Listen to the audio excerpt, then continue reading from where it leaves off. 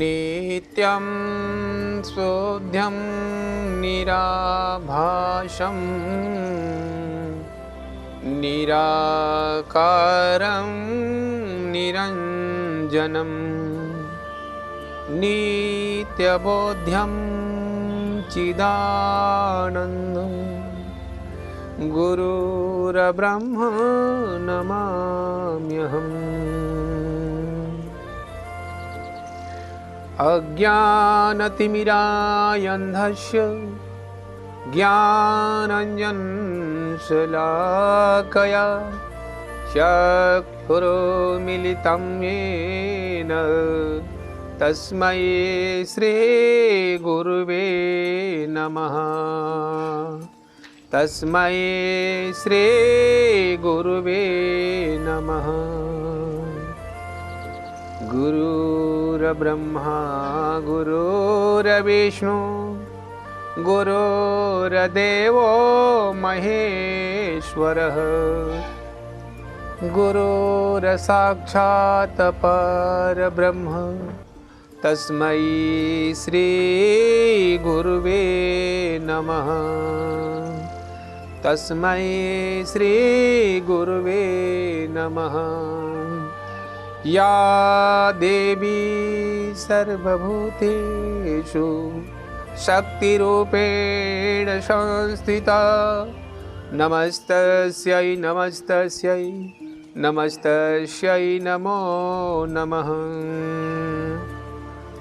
श्रीगुरुचरण सरोजरज नियमन मुकुर सुधार वरणौ रघुवर बिमल जस जोदायको फलचार बोधिहीन तनु जानिकै सुमिरौ पवन कुमार बल बुद्धि विद्या देहु मोहि हरहु कलेश विकार। मेरे प्यारे भक्तजन, मैं आज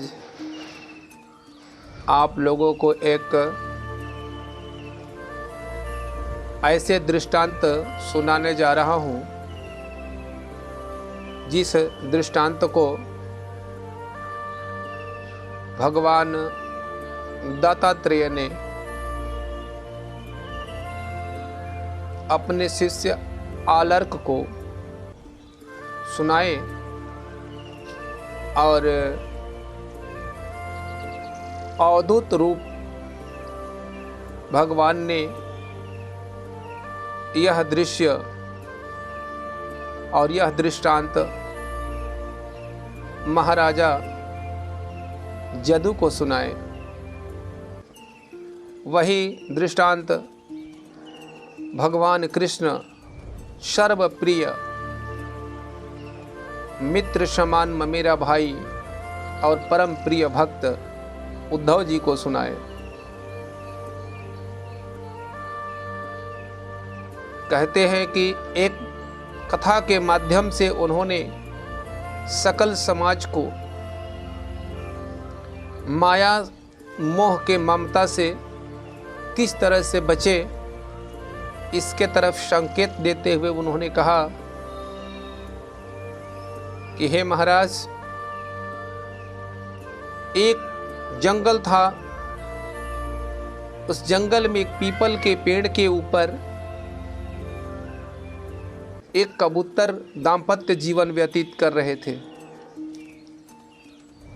दाम्पत्य जीवन में दोनों पति पत्नी बड़ा खुशी से रह रहे थे। कुछ दिन बीता, दोनों के संजोग से अंडा बना 4। उन अंडे को सब सेवने लगे। सेवते सेवते कुछ दिनों में ही कबूतरी बड़ा प्रसन्न हुई वह अंडा 4 बच्चे के रूप में परिणित हुए। बड़ा खुश हुए। दोनों का अपार खुशी देख करके मन हर्षित हो जाता था,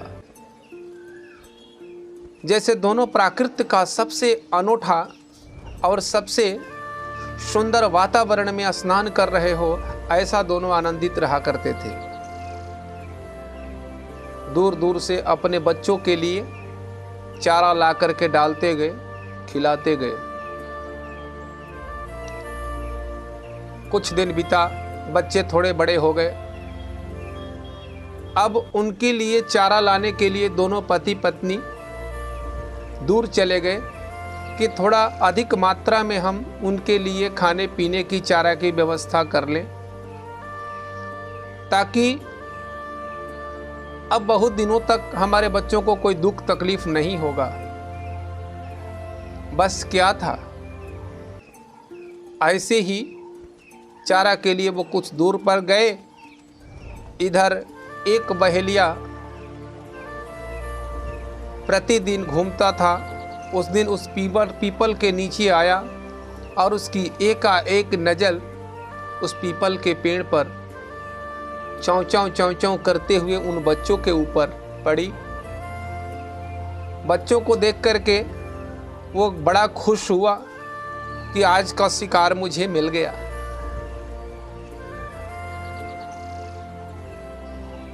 और उसने अपना जाल बिछाया और जाकर के बच्चों को पकड़ लिया। बच्चों को तो क्या पता था कि ये जाल है। अब इधर से कबूतरी और कबूतर आए। खोडरे में अपने बच्चे को नहीं देखा और देखा कि पीपल के वृक्ष के नीचे एक जाल के अंदर बंद है दोनों। कबूतरी ने छाती पीट पीट करके रोने लगी, हाय रे, मैं तो लूट गई, मैं बर्बाद हो गई, मेरे बच्चे नहीं रहे तो मैं इस दुनिया में रहकर क्या करूंगी। इस भाव से वो अपना प्राण दे देना चाहती थी।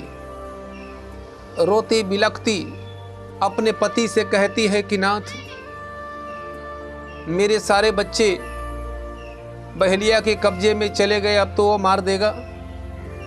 मेरा सब सर्वनाश हो गया, सारी खुशियां पल भर में समाप्त हो गई। अब मेरी कोई खुशी नहीं रही, सारी खुशियां मेरा नष्ट हो गई।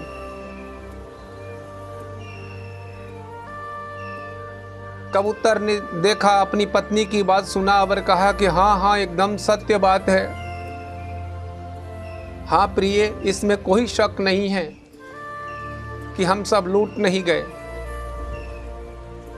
लेकिन बचाने का प्रयत्न बुद्धि और विवेक से न करके कबूतर भी उस जाल में कूद पड़ा और जाकर के फंस गया।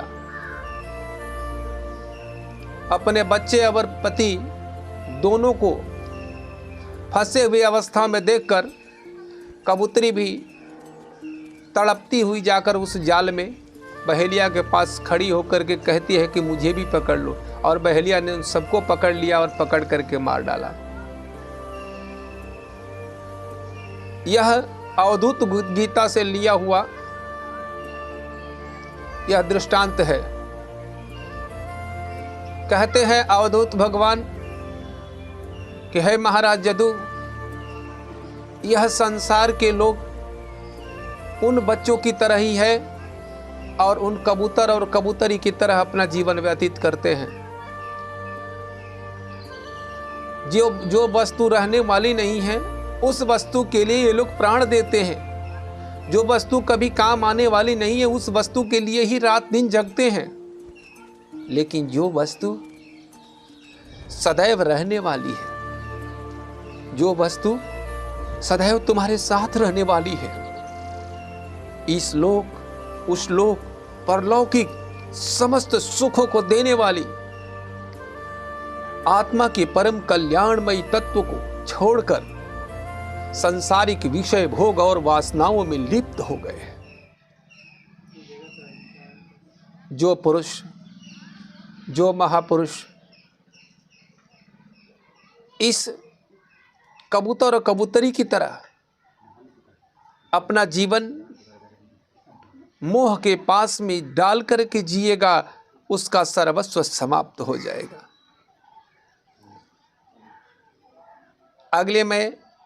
अगली वीडियो के साथ मिलेंगे। जगत गुरु श्री चंद्र भगवान की जय, दुर्गा मैया की जय, मनसा मैया की जय, राधे कृष्ण भगवान की जय।